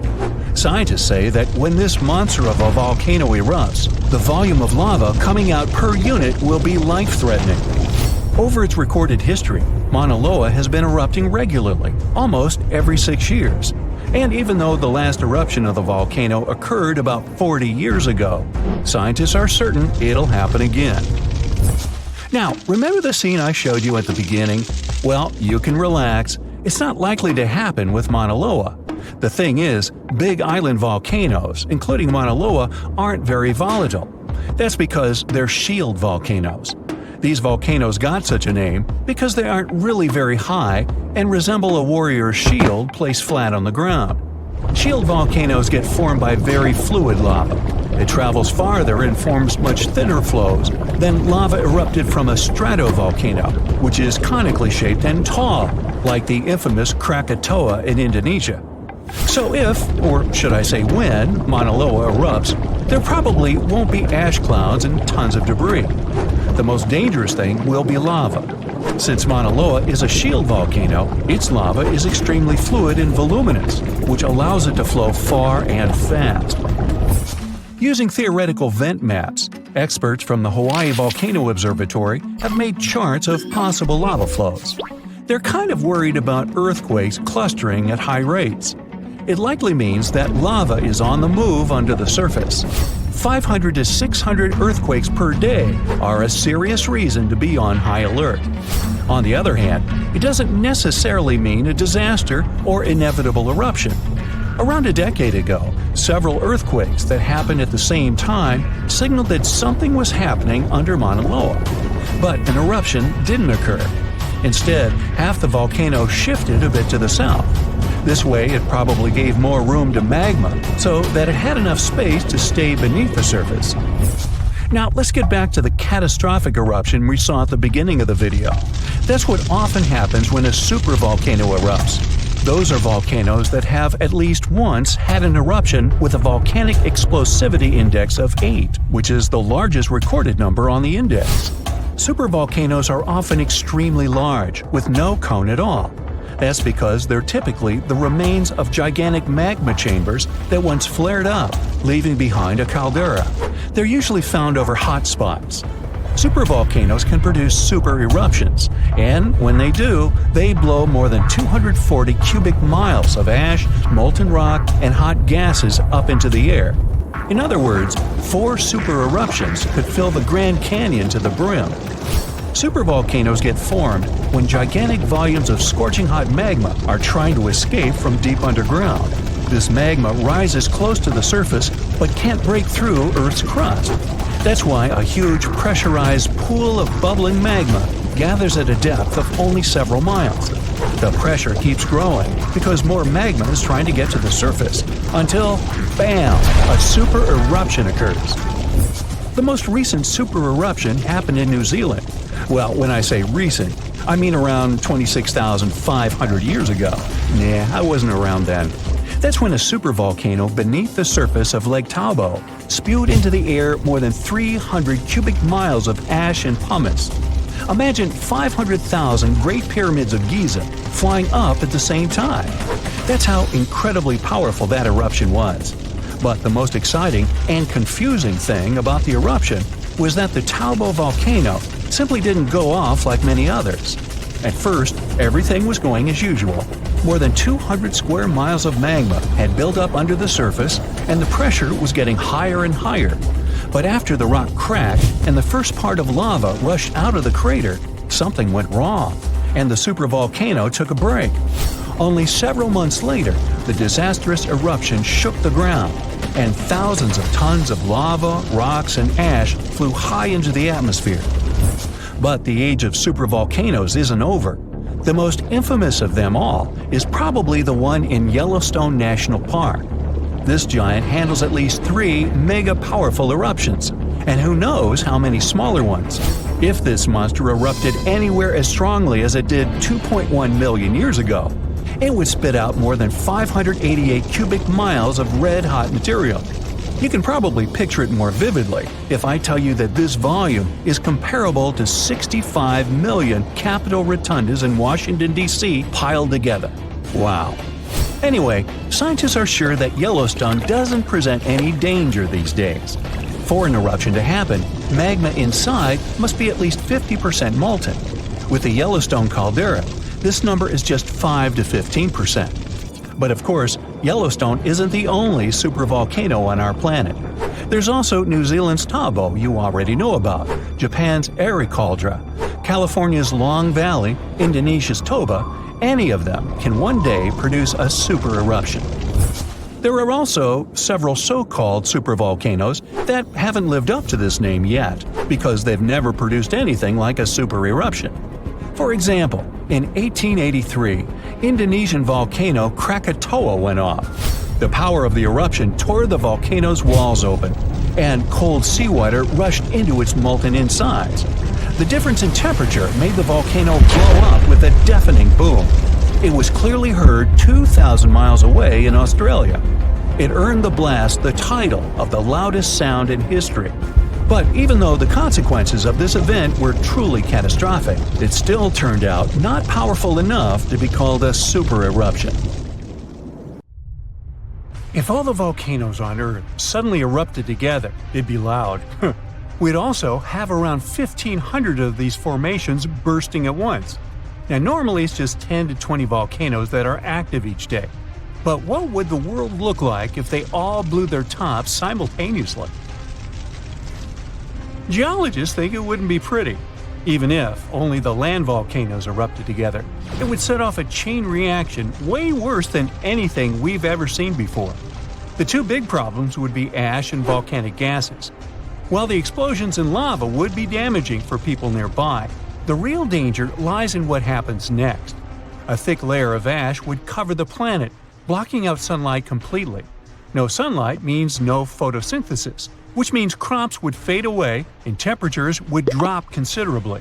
And all this ash cloud could remain in our atmosphere for up to 10 years. Now, ash aside, there's also acid rain to worry about. Volcanic gases like hydrochloric acid and sulfur dioxide would mix with the atmosphere and fall back down as acid rain. This type of weather would harm the groundwater and ocean surfaces.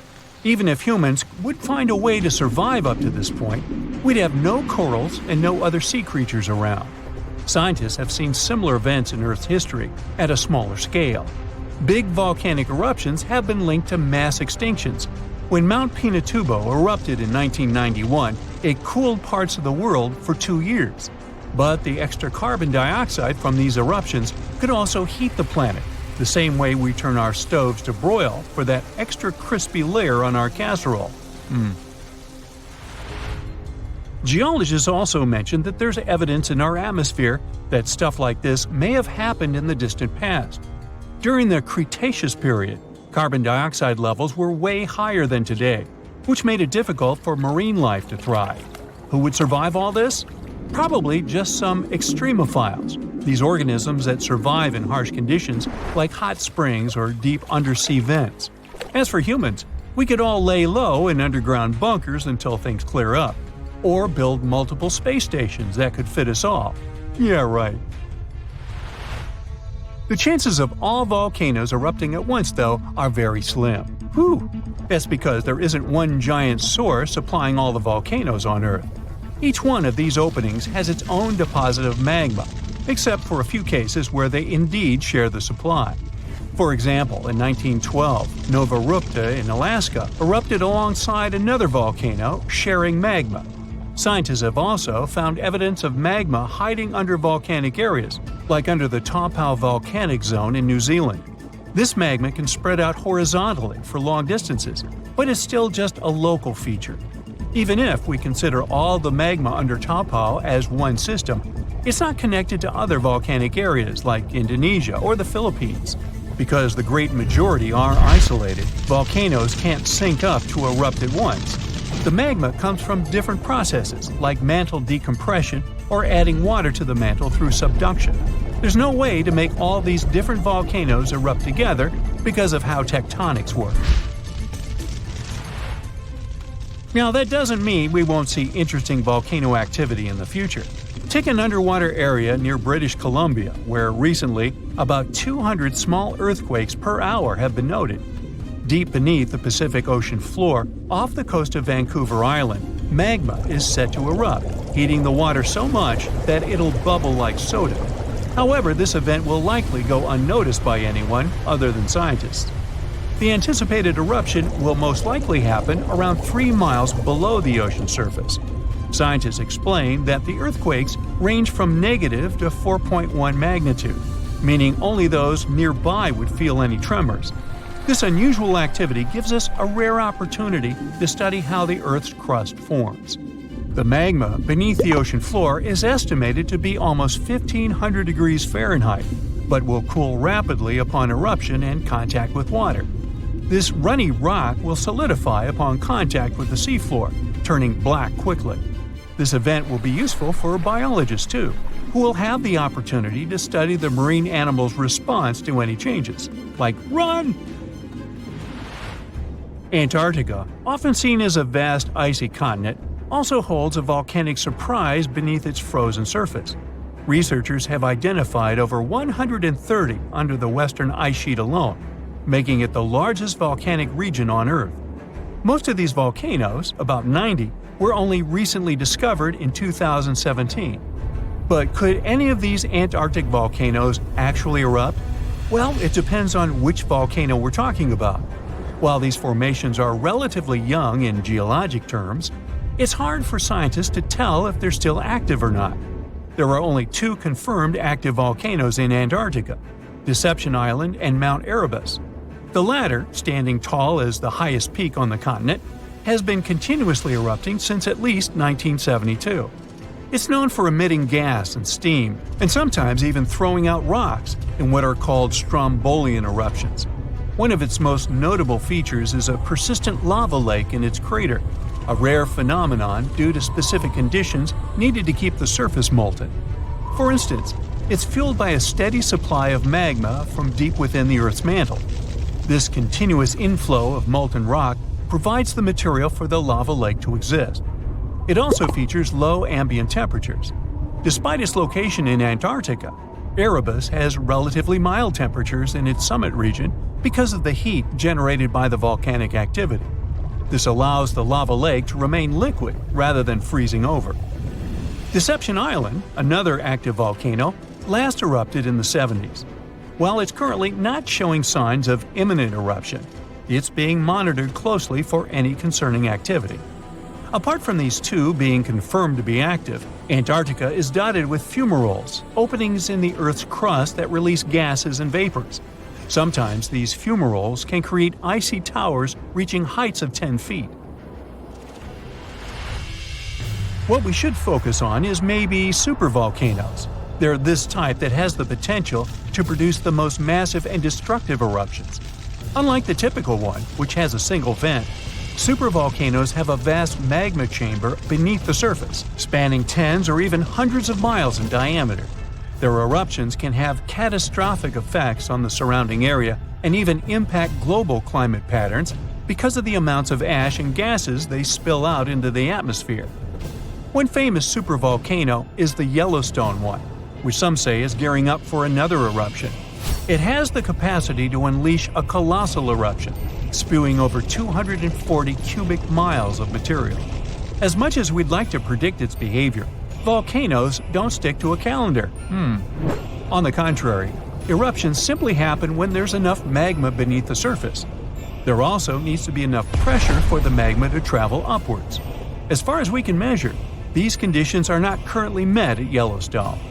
Sure, many volcanoes operate on a cyclical pattern, but that doesn't mean Yellowstone is overdue. In fact, Yellowstone has had just 3 major eruptions over the past 2.1 million years. Also, the term supervolcano refers to the formation's size, not necessarily how fussy it is. Yellowstone's monitoring is extensive, tracking seismicity, ground deformation, thermal emissions, gas, water chemistry, and surface changes. Signs of an eruption would include thousands of earthquakes over a short period. We'd also see deformation on the ground and weird gas emissions ahead of time. Stable as it might look like for now, the consequences of it having a major eruption could look ugly. Ash dispersion could blanket a 500-mile radius, potentially disrupting Midwest agriculture and clogging waterways. Ash and gas emissions into the stratosphere could induce global climatic effects, making our planet colder for several years. And yes, we've seen some research that it shows there's more liquid molten rock under the Yellowstone volcano than scientists believe. But that doesn't translate to imminent danger. It happened in Iceland on Friday, March 19, 2021 at 8:45 p.m. About 20 miles southwest of the capital. Molten rock suddenly burst through the surface from below. Bright lava fountains then lit up the night sky. A volcano in this valley finally woke up after almost 800 years of sleeping soundly. We divide volcanoes into 3 categories: active, dormant, or extinct. Around 1,900 of them around the globe are considered active. That means they've erupted in the recent past and will likely do it again in the possible near future. Dormant volcanoes haven't popped off for a long time, but they still may in the future. You could say they're sort of sleeping. As for extinct ones, those guys haven't done anything in more than 1 million years. The eruption in Iceland wasn't super explosive, and this all happened 6 miles from the nearest town, so everyone was perfectly safe. Many even came to see it up close, while other brave visitors tried to fry eggs and bacon on the lava. Just be careful not to burn your breakfast black. Lava can be over 2,000 degrees Fahrenheit. It burns everything in its path. Yet it also produces some of the most fertile land for agriculture. This eruption gave a relatively small amount of lava at first, but it's been spreading across the valley in different directions, forming a sort of shield that's constantly growing. You can never really predict how fast a lava flow will be until you see it. It all depends on how thick it is and how steep the mountain slope. Lava can ooze slowly at about 20 feet a minute, a fraction of the average person's walking speed. Or it can flow as fast as 30 miles per hour, which even the fastest person on Earth can't outrun. But the lava isn't even the most dangerous thing about volcanoes. That would be the toxic gases spewing from the eruption. And those spread faster and further than the lava flow. Luckily, in Iceland's case, the wind has been blowing these gases away from residential areas. Scientists weren't surprised this volcano erupted. They knew it was coming. Increasingly stronger earthquakes had been shaking this area for the past 15 months. There were 50,000 earthquakes within just the 3 weeks leading up to the eruption. That's 100 per hour. The volcano has been active since March, and geologists say this could last for weeks, months, years, or even decades of constant eruptions in the area. Mount Shasta is in the top 5 most dangerous volcanoes in the U.S., so geologists are keeping a close eye on it. The last eruption was in 1250. I wasn't around then, but this volcano erupts every 600 to 800 years. Which means, tick-tock, we're due any day now. About an hour from Portland, Oregon, there's an active volcano that last erupted in the 19th century. Next time it goes off, scientists think it'll produce larger amounts of ash and dust. This could cause an electrical blackout and make water unsafe to drink in the area. But the experts pay close attention to Mount Hood.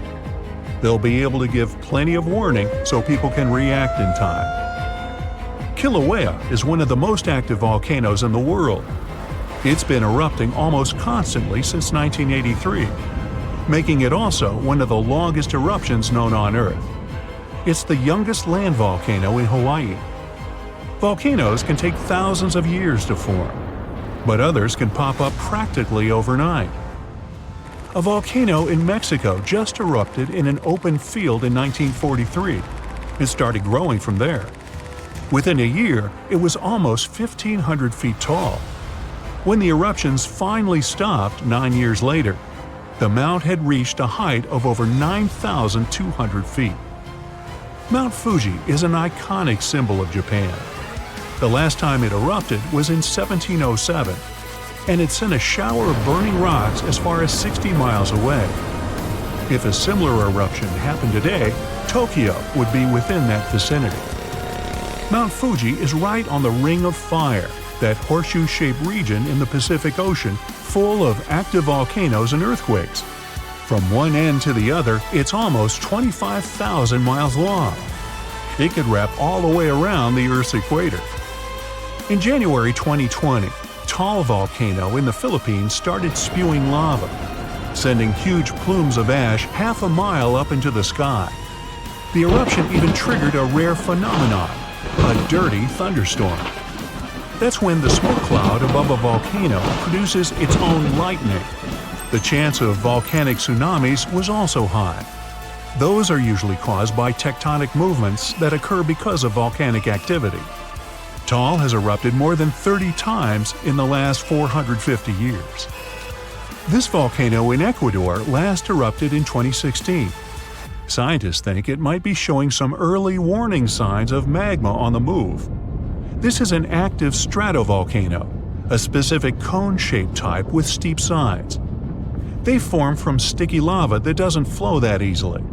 That lava goes around the vent, cooling and piling on itself to form these steep walls. These types are more likely to produce explosive eruptions like the ones we see in movies. Ruapehu is the oldest national park in New Zealand, a volcanic wonderland where you can closely see all those steaming craters, magnificent lakes, and unusual rock formations. It last erupted in 2007 and has had 10 eruptions since the mid-19th century. But eruptions, lava flows, and toxic gases aren't the only danger coming from volcanoes. There's also a thing called lahar, a kind of volcanic mudflow of debris. In between eruptions, snow melts and a lake forms in the caldera. If the last eruption brought mud, ash, and rocks in the lake, it becomes dangerously full. In that case, only a temporary dam holds it back. Indonesia has the biggest number of active volcanoes in the world, including one called Anak Krakatoa. It means child of Krakatoa, and its famous parent isn't far away. A huge tsunami in 2018 partially woke Junior, a scary thought since Senior had one of the most powerful eruptions ever seen on this planet in 1883. Krakatoa's boom was the loudest sound ever heard. People over 2,000 miles away could hear the explosion. The sound wave circled the globe 7 times, and scientists say it's hard to predict this volcano's eruption patterns. Mount Yasur in Vanuatu is one of just a few volcanoes in the world where you can see a lava lake. Tourists even go there to peer over the edge and get a look at the burning, bubbling lake below. Well, except for when the volcanic activity goes to levels 3 and 4 out of 5. That means there are more intense earthquakes, volcanic tremors, or steam, gas, or ash ejections. Then this place is off limits because, duh. This volcano in the DR Congo has the most active and largest lake volcano in the world. And all that lava is unusually fluid, meaning it travels faster and further than the stuff coming out of most volcanoes. It's certainly not amongst the tallest ones, but Ethiopia's Erta Ale is unique in that it has a lava lake almost constantly, which is pretty rare. The locals call it a smoking mountain because its lava lake often causes eruptions. This volcano is near the Danakil Depression, one of the hottest places on our planet. Merupi has been erupting on a regular basis since the mid-16th century. This volcano helps scientists do crucial research on how eruptions work and how they can warn people in time. After it was dormant for a while, this volcano in central Mexico sprang back to life in 1994. Ever since then, it's been producing huge mud flows and strong explosions in unpredictable intervals. In the past, enormous eruptions coming from this giant buried entire cities in pyramids. Imagine staying in a hotel and waking up to the magnificent view of a massive volcano covered in glowing rivers of lava and clouds of ash. When it lets off heat, visitors to this area in Guatemala take a chance to roast some marshmallows there. One of the most active volcanoes on Earth is on a small island north of Sicily. Stromboli has regular explosions, together with glowing lava coming from vents inside the crater. Not too far away is Etna, Europe's most active volcano and one of the biggest continental ones in the world. By the way, Earth definitely isn't the only planet with volcanoes. The largest one in our solar system is on Mars. It would cover the entire state of Arizona, and it rises nearly 3 times higher than Mount Everest. Ooh, don't look down. Our planet's biggest and meanest supervolcanoes are waking up. When they erupt, you'll surely notice it, even if you live thousands of miles away from the epicenter. Scientists are worried we might not have enough time to prepare and deal with the consequences of a supereruption. There's some volcanic activity close to the Italian city of Naples. And no, it has nothing to do with the famous Mount Vesuvius, but with another volcano. This one is harder to see as it doesn't have a tall peak like Vesuvius. But don't let this bad guy trick you. It could be way more dangerous than its giant neighbor. It does have a huge crater that's about 8 miles wide. This volcano is called Campi Flegrei, and it's actually one of the largest volcanoes in Europe, sitting under the town of Aswali. So, Campi Flegrei erupted 39,000 years ago with a bang so massive it spread ash across the whole Mediterranean region. It also caused the temperature to drop by over 16 degrees Fahrenheit across Eastern Europe.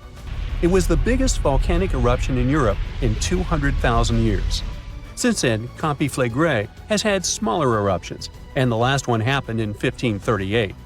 Now the area is full of small craters, hot springs, and bubbling pools, and they're all proof that this volcano is still very much alive and brewing something. Since the early 2000s, the ground in the giant crater and the town nearby have been slowly rising by about 1 to 1.5 inches every year. There were at least 150 earthquakes that shook this supervolcano lately. In May 2024, there was a 4.4 magnitude in the area, the biggest in the last 40 years. Residents had to leave their homes and camp outside, fearing there would be more earthquakes. No one knows how Campi Flegrei is going to behave in the following months or years, but the authorities are organizing evacuation exercises to prepare the population just in case. The Italian volcano looks like an innocent kitten compared to the real giants like Yellowstone. For a volcano to deserve the title of a super one, it must be able to produce catastrophic-scale eruptions and eject huge amounts of magma, ash, and volcanic gases. The Yellowstone giant meets these criteria. Even though it moves from time to time, The Yellowstone supervolcano hasn't erupted for 640,000 years. But when it does wake up, it might erupt with incredible power, about the same amount as 10 huge nuclear power stations can produce. Under the ground, beneath Yellowstone, there's a superhot area full of molten rock called magma. As more magma moves into a big space called a magma chamber, the ground above starts to swell or rise. When the magma cools down, the ground falls. Between 2004 and 2009, the ground at Yellowstone rose by almost 10 inches, but then it started to slowly go back down in 2010. Scientists aren't sure if it's going to erupt anytime soon. There's also another big volcano called Long Valley in California that has been active since 1980, and it can be a really big threat.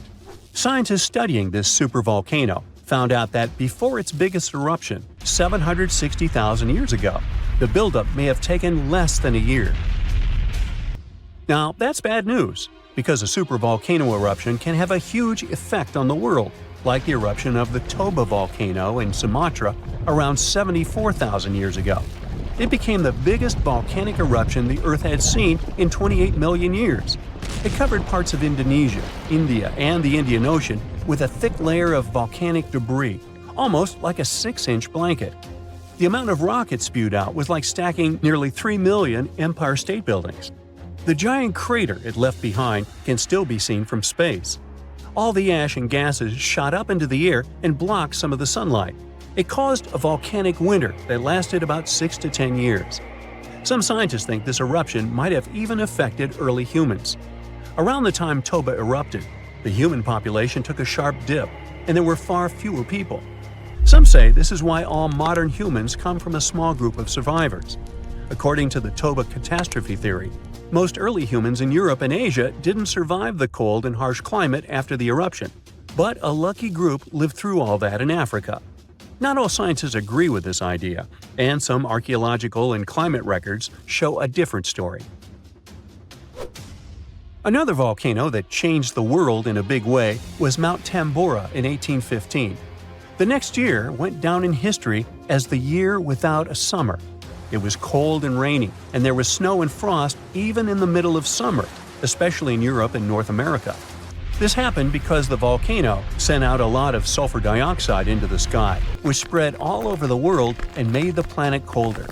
When Tambora erupted, it caused huge tsunamis that smashed homes and took the lives of around 10,000 people. Afterward, about 80,000 more people passed away because of the consequences the eruption had caused in the world. The cold weather ruined crops, so food became really expensive. And because horses were the main way people traveled, the cost of oats that they ate went way up too. Some people even think this led to the invention of the bicycle in 1817 as a new way to get around. The eruption made the Earth colder for about 3 years. Now, even though the Tambora eruption was so powerful, Krakatoa, another volcano in Indonesia, stole the show when it erupted in 1883. It was just easier to spread information about it through telegrams and photos. Its final blast was the loudest recorded sound in history, and people could hear it on 10% of the entire Earth's surface. The eruption started a tsunami with waves about half as tall as the Statue of Liberty. Now, if we only had 12 months to prepare for a supervolcano eruption, it would be really hard to store enough food and get ready. But don't panic just yet. Supervolcano eruptions are very rare, and the last one happened 26,500 years ago in New Zealand. Scientists think that a super eruption happens once every 100,000 years on average. But the sad part here is that the Earth doesn't follow a perfect timeline. There could be clusters of super eruptions with shorter gaps between them and then longer quiet periods.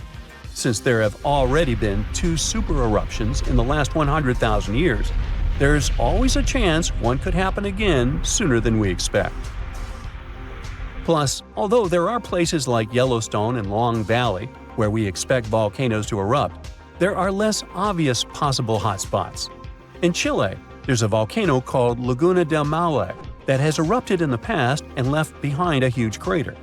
Over the last 20 years, the ground there has been swelling really fast, rising up to almost 1 foot a year. Some people are worried that this could be a sign of a big eruption coming. But scientists say there's not enough magma yet to cause a super eruption. In Bolivia, the Juturancu volcano is also acting up. It's part of a group of volcanoes that have caused super eruptions in the past. Since the 1960s, the ground around Juturancu has been lifting, but the last eruption was 250,000 years ago. Even though the magma might be rising, it's not enough to worry about just yet. The chances of a super eruption happening during our lifetime are 1 in 1,400, which is pretty low, so you don't need to worry too much. But just like someone wins the lottery every week with very small chances, a super eruption could happen sometime in the future, and when it does, we'll need to be prepared. The ground shakes beneath you. The pictures rattle on the walls. You hear a rumble off in the distance. Then, boom, a deafening explosion. The shockwave blasts through the windows and sets off car alarms. You duck under the dining table for cover, but then you remember you live not far from a supervolcano in the middle of a tropical jungle. So, staying in one place isn't a good idea. The shaking finally halts. You take this chance to peek outside and see a giant cloud of smoke covering the sky. It's lunchtime, but you wouldn't know it. The sun is completely veiled and darkness falls. The power's out in the whole city. In this darkness, you see red molten lava shooting from the sky and spilling on the rim. You run outside along with dozens of your neighbors. Your priority right now, find safe shelter and fast. You think about taking the car, but with everyone running on the road, that's a no-go. So you run on foot where the crowd is going. Supervolcanoes are in a league of their own when it comes to natural disasters. Surprisingly, it's not all about size or height. A volcano is dubbed super if it erupts more than 240 cubic miles of magma. That's more than enough to overfill Lake Erie. It must also have a history of erupting and a magnitude of 8 on the Volcanic Explosivity Index. The largest active volcano on Earth is Hawaii's Mauna Loa. It's so big, it would cover the entire state of Rhode Island plus some. And next time you see a commercial plane flying high in the sky, remember that 30,000-some-foot altitude is about as tall as Mauna Loa is from base to summit. It's technically taller than Everest when you measure it like that, yet it's not considered a supervolcano. So you're running along the dark road not knowing and barely seeing where to go.